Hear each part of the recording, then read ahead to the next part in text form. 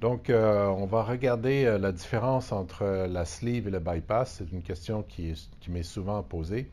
On sait qu'en Amérique du Nord, maintenant, à peu près 4 chirurgies sur 5 sont des sleeve gastrectomies et à peu près une sur 5 est un bypass Roux-en-Y. 1% sont des switches duodénales ou des SADI ou des versions un peu similaires, hypoabsorptives. Donc, il y a eu deux bonnes études randomisées contrôlées en Europe, une qui a été faite en Suisse et l'autre qui a été faite en Finlande, où on a par hasard mis les malades soit avec une sleeve, soit avec un bypass ou en Y. C'est une étude où les malades devaient signer des consentements avec un comité d'éthique. Et puis, on a regardé, après 5 ans, qu'est-ce que ça donnait. On s'est rendu compte que dans l'étude finlandaise et l'étude suisse donnaient les mêmes résultats au niveau de la perte de poids à 5 ans, c'est-à-dire qu'il n'y avait pas de différence entre les sleeves et les bypass. Donc ça, c'est une bonne nouvelle pour ceux qui choisissent les sleeves, c'est-à-dire qu'on a des pertes de poids similaires à un bypass ou à un Y sans avoir une chirurgie intestinale avec les problèmes reliés. Il y a eu des décès dans cette étude-là.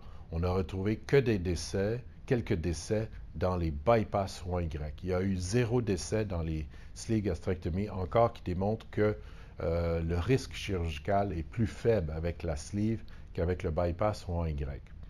Dans le bypass Roux-en-Y, on a vu des réinterventions pour des occlusions de l'intestin. Donc, il n'y a pas ce problème-là dans la sleeve. En général, la rémission du diabète de type 2, de l'hypertension, du foie gras, des autres problèmes de santé en général est équivalent avec les deux procédures. Ce qu'on a vu cependant, c'est que l'effet sur le reflux, les brûlements d'estomac, le reflux d'acide gastrique, est meilleur avec le bypass Roux-en-Y qu'avec la sleeve. Donc, pour les malades qui ont des reflux sévères, qui doivent prendre des médicaments de façon journalière, il est préférable de faire un bypass Roux-en-Y parce qu'on pourrait aggraver le reflux avec une sleeve gastrectomie.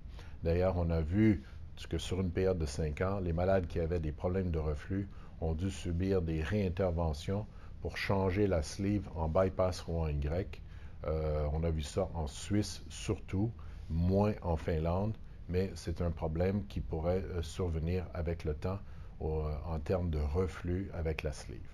Donc, on va conclure pour dire que la perte de poids est similaire, la régression des maladies, des comorbidités est relativement semblable. Cependant, il y a plus de risques chirurgicaux avec un bypass Roux-en-Y qu'avec une sleeve.